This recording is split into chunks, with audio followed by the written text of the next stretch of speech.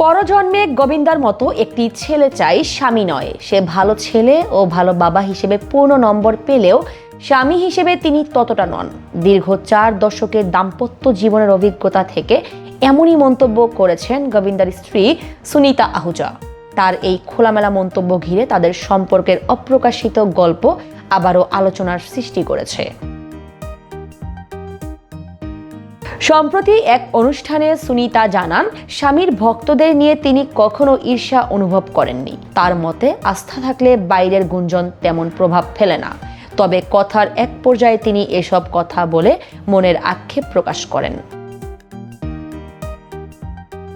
সুনিতা আরও বলেন, সাধারণ দাম্পত্য জীবনে একসঙ্গে সময় কাটানো, ঘুরতে যাওয়া ও আনন্দ ভাগ করে নেয়ার যে প্রত্যাশা থাকে তার অনেকটাই তাদের জীবনে অপূর্ণ থেকেছে। তার মতে, কর্মব্যস্ততা ও পারিবারিক দায়িত্বের চাপই এই দূরত্ব তৈরি করেছে। তবে অভিমান থাকলেও গোবিন্দার প্রতি সহানুভূতিও প্রকাশ করেন তিনি।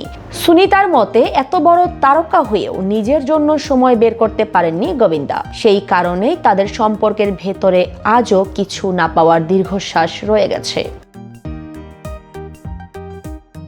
বর্তমানে তাদের ব্যক্তিগত জীবন নিয়ে দাম্পত্য কলহ ও বিচ্ছেদের গুঞ্জনও ঘুরে বেড়াচ্ছিল।